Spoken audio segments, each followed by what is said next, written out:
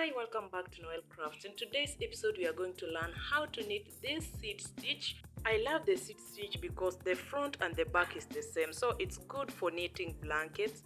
So here we are going to need our needles. I'm going to use 3.5 millimeters.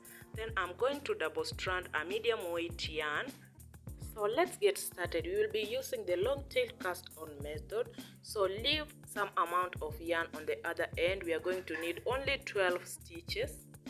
So you make a slip stitch like that, then we are going to cast on 12 stitches.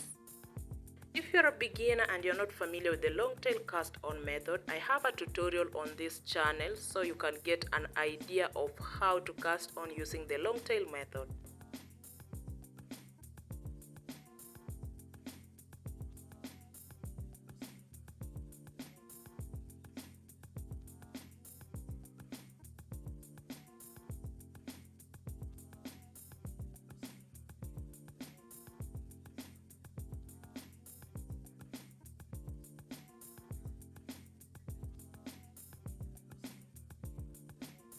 So our 12 stitches are done. Now you can turn around your project so that you can knit our very first row.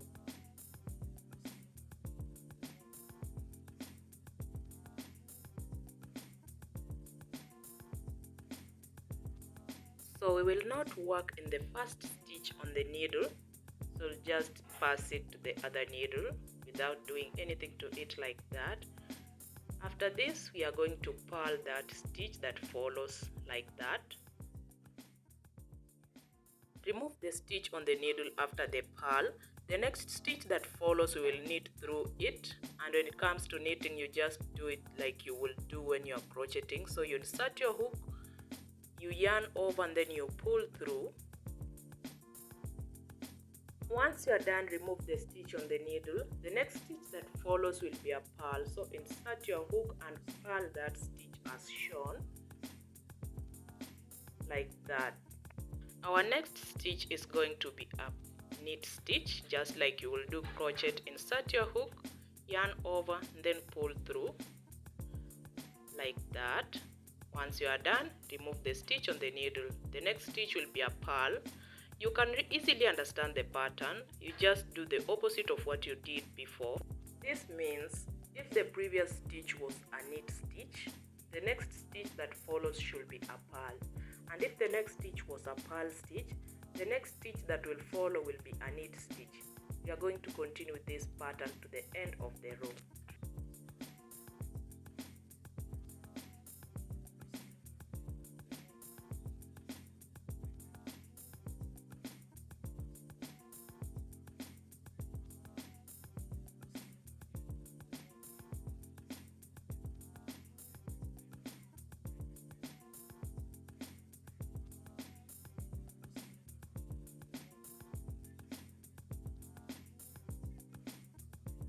This row is done. We are now going to turn our project to the other side so that we can knit the next row.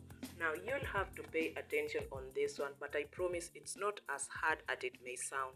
So just like the previous row, we are going to do more of the knit and purl, but in this case, where there is a knit, you purl, and where there is a purl, you knit. Just like we did before, our first stitch on this needle is not going to be worked in, so just pass it to the next needle without doing anything to it. The stitch that follows is a purl stitch, so we are going to knit just like you will do crochet, like that. Then the next stitch that follows is a knit stitch, so we are going to purl. Insert your hook and purl through that stitch. The next stitch that follows that is going to be a purl stitch, as you can see. So insert your hook and knit through that purl stitch as shown. Continue. The next stitch that follows is a knit stitch. So insert your hook and purl. As long as you remember this, where there is a purl stitch, you knit through that stitch. And where there is a knit stitch, you do the opposite. So you purl through that. Where there is a knit stitch, you purl. Where there is a purl stitch, you knit.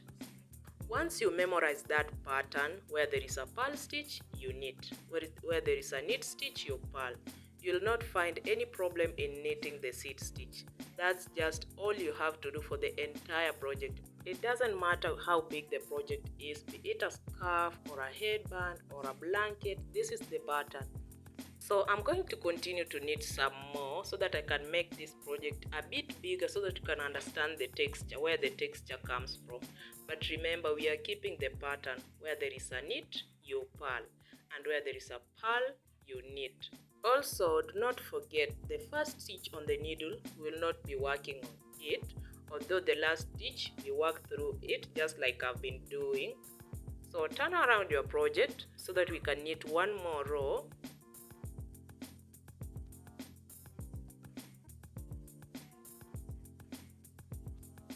So just like before, the first stitch on the needle, we don't work through it. So pass it to the other needle without doing anything to it, just like that.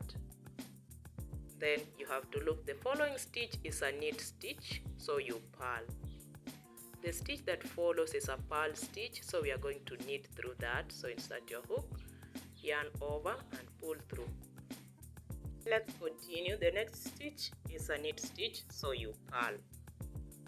The following stitch that follows is a purl stitch, as you can see. So insert your hook, yarn over, pull through.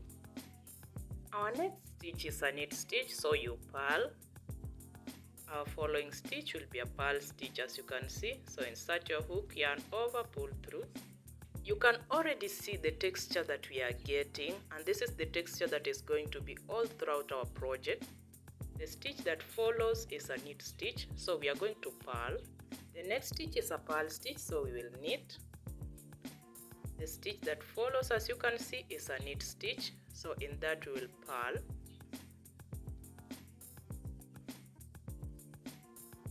Our next stitch is a purl, so we will knit. Then the last stitch is a knit stitch, so we will end with a purl. So this is it, guys. There is no more to this stitch. This is the stitch all throughout the project. There is nothing new. You just knit where there is a purl and you purl where there is a knit. I added some 2 more rows, and this is how beautiful it turned out. You can continue for as long as you want because nothing changes, and as you can see, the back and the front is very similar. There is no wrong or right side. That's why I love this stitch so much. So thank you so much for watching to this end. Stay tuned for more knit tutorials. Here is a blanket I've been working on in the seed stitch, and as you can see, the texture, it stays constant whether you change colors or not. If there is a part in this tutorial that you did not understand, please let me know in the comment section. Until next time, hit that subscribe button.